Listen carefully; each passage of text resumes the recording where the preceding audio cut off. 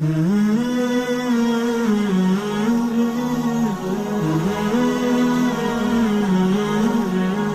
نے کہا کہ امام بہقی نے عنوان باندھا ہے کہ صفا اور مروہ میں عورتیں سعی نہیں کریں گی, آہستہ چلیں گی.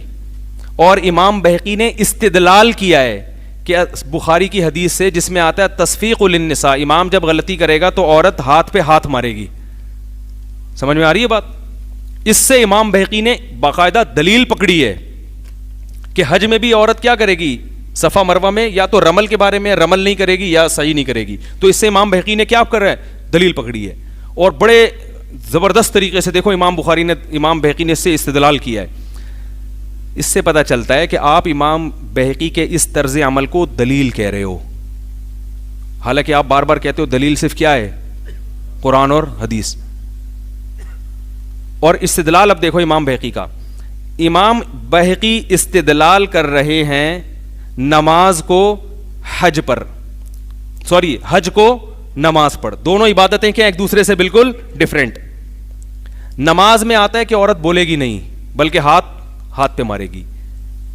اس سے امام بہقی کا استدلال کیسے ہے کہ بھائی دیکھو عورت کو بولنے کی اجازت نہیں ہے, یہ حیا کے کیا ہے, اسی لیے اجازت. حالانکہ عورت کی آواز کا پردہ نہیں ہے, وہ ضرورت کے وقت بات بھی کر سکتی ہے, مرد سے مسائل بھی پوچھ سکتی ہے. تو نماز میں بول نہیں سکتی, امام صاحب غلطی کر رہے ہو اللہ اکبر بول نہیں سکتی.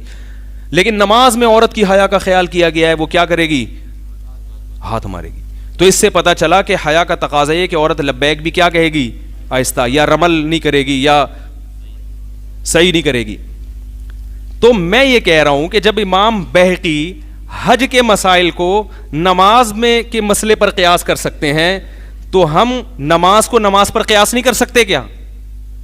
ہم یہ کہتے ہیں جب نماز میں عورت کی حیا کی اتنی لاج رکھی گئی ہے کہ ضرورت بھی ہے بولنے کی, پھر بھی بولنے کی اجازت نہیں ہے, اس لیے کہ عورت کی حیا کا مسئلہ ہے.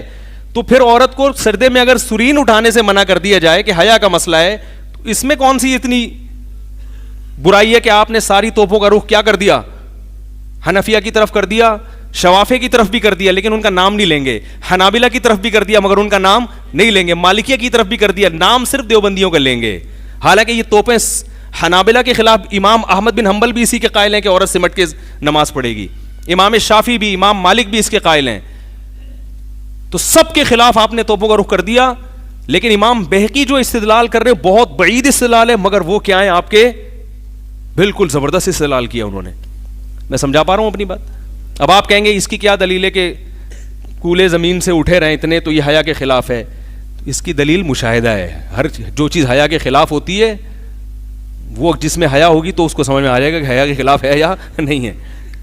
فقہا نے یہ سمجھا ہے, آپ نہیں سمجھ رہے, لیکن فقہا نے کیا سمجھا ہے, یہی سمجھا ہے کہ عورت کی یہ حیا کے کیا ہے, منافی ہے, کہ وہ رمل نہیں کرے, وہ سینہ کڑانا اس موقع پر حیا کے, حالانکہ پردے پڑے ہوئے ہوتے ہیں, پوری ڈھکی ہوئی ہوتی ہے, پھر بھی مناسب نہیں سمجھ. دوڑے گی صفا اور مروہ کی سعی میں, اگر عورت برقعے میں دوڑ لے تو کیا اس میں حرج ہے, لیکن حیا کے کیا ہے, خلاف ہے.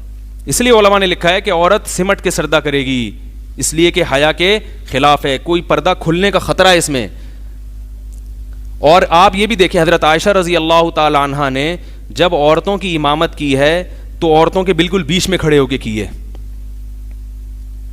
حالانکہ وہ حدیث جانتی تھی, نبی نے فرمایا ایسے نماز پڑھو جیسے مجھے پڑھتے دیکھا. تو پتہ چلا امامت کرنی ہو تو ایسے کراؤ جیسے میں کراتا ہوں, تو آگے کھڑے ہونا چاہیے تھا, مگر عورتوں کے بیچ میں. اس سے پتہ چلتا ہے حضرت عائشہ نے اس سے دلال کیا ہے کہ نماز میں عورت کی حیا کی لاج رکھنی ہے تو امام ظاہر نہیں ہونا چاہیے, نمایاں نہیں ہونا چاہیے.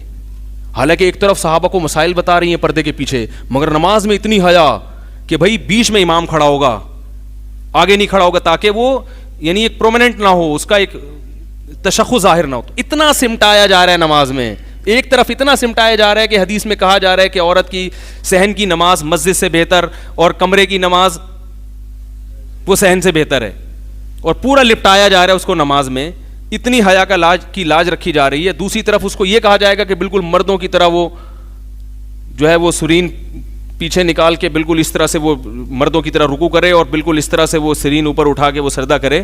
تو یہ تمام فقہا نے یہیں سے استدلال کیا ہے کہ بھائی اس میں عورت کو اپنی حیا کا خیال رکھنا ہے. تو جیسے اس بارے میں نبی کا قول موجود نہیں ہے, صفا مروہ کی سعی میں. تو اسی طرح اس بارے میں بھی نبی کا قول اگر موجود نہ ہو تو یہ ہمارے لیے نقصان دہ نہیں ہے, کیونکہ نبی کے قول کے علاوہ قیاس بھی ایک مستقل دلیل ہے, جس کو آپ نے بھی اعتراف کر لیا امام بہقی کے طریقے سے کہ امام بہقی نے استدلال کیا اس سے, تو اور وہ آپ نے اس کو صحیح مانا استدلال کو.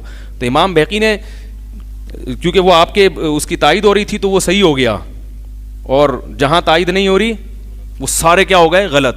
اور اس میں غلط تو سب ہوئے, مگر نشانہ کون بنے گا؟ صرف بر صغیر کے علماء. نہ امام احمد بن حنبل کے خلاف یہ کلپ بنائے گا, نہ امام شافعی کے خلاف, صرف ہمیں دے گا اور کہے گا کہ انجینئر چونکہ آ گیا ہے تو سب کی دکانیں بند, اور دکانوں سے مراد صرف علماء دیوبند. حالانکہ انجینئر کے اس طرز عمل سے تو حنابلہ کا بھی نقصان ہو رہا ہے نا, مگر ان کو کبھی نہیں کہے گا. امام احمد بن حنبل کا بھی موقف غلط ثابت ہو رہا ہے, ان کو کبھی نہیں کہے گا. امام احمد بن حنبل سے صراحتاً پوچھا گیا کہ کیسے نماز پڑھیں گے, اور فرمایا کہ سمٹ کے نماز پڑھے گی.